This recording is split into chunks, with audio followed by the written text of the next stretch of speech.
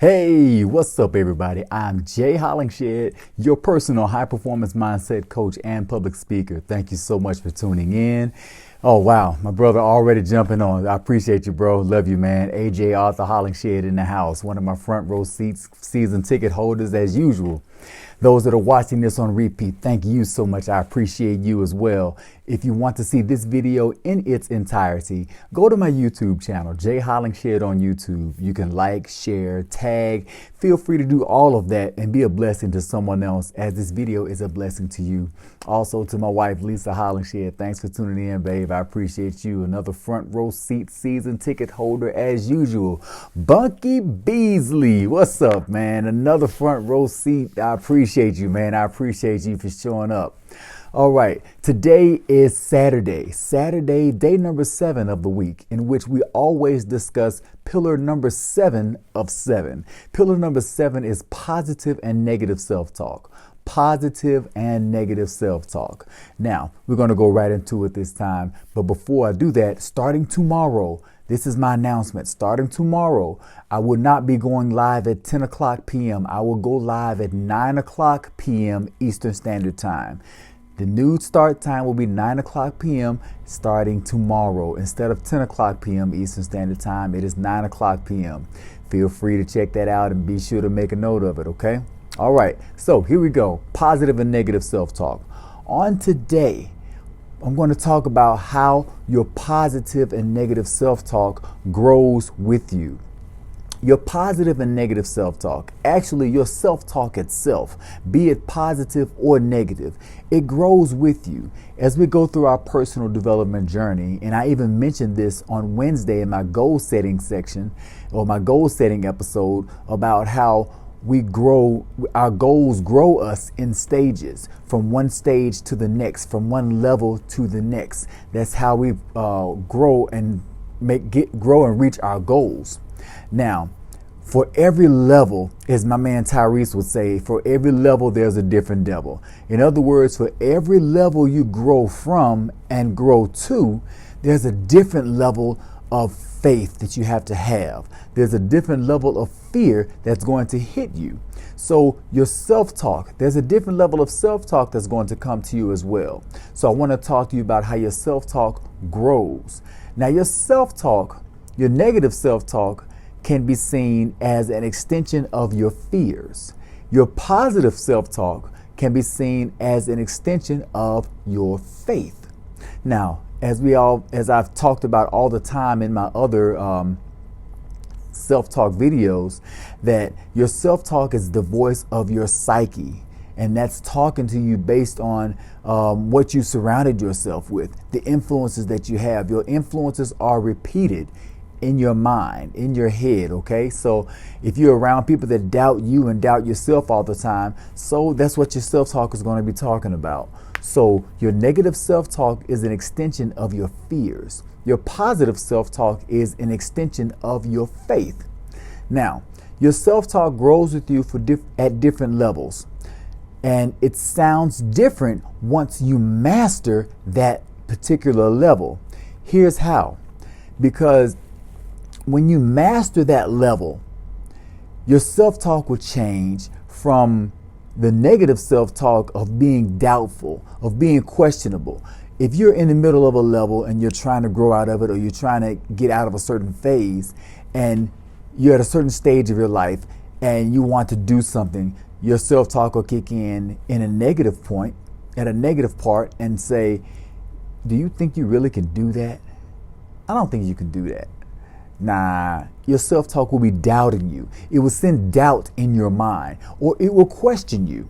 That's the negative self-talk. Now, once you conquer and master the self-talk at that level, once you master the self-talk at that level, it will switch from doubtful and questionable to instructional or informational, or it will be more directive. It will kind of tell you where to go, what to do. It will give you information so you can make an informed, solid decision on the direction you need to take. This is how it works. It's like, you'll be in a position to where your self-talk will be like, turn left, turn right. I'm gonna give you a quick, simple example. I can be at the grocery store. I can pull up into the grocery store area, the big, at the top of the parking lot, and I'm looking for a parking space. I want to park up front. Like everybody else, I want to park up front. That's what's in my mind. And all of a sudden, it's like I'm looking and I get this intuitive inclination to just turn left right here, right now. So I turn left. And as I'm turning left, of course, no spaces are available, but as I make my way toward the front, somebody's backing out of one of the front parking spaces. That's how it works for me. I can only speak from my own experience, but that's how it works. So when you master your self-talk at a particular level, then it will become more instructional, more directive, more informative. It will be less doubtful. So when that happens, you have mastered that level, you have exercised and mastered and applied your faith at that level, and now it's time to grow to the next level. When you grow to the next level, you have a level of confidence in you now because you just overcome a certain level and you are ready to tackle the self-talk at the next level. And it's been statistically proven that your self-talk is 85% negative. So you are already prepared to tackle that 85%, knowing what you have just gone through, knowing what you have just tackled, knowing you have handled the self-talk before. So how do you master the self-talk? I've told you what it is. I've told you how it works and how it works when it is mastered. But how do you master your self-talk? You surround yourself by what you want your self-talk to say. You surround yourself with things you want your self-talk to tell you. It's kind of like a parakeet or a small child. They will repeat whatever they hear.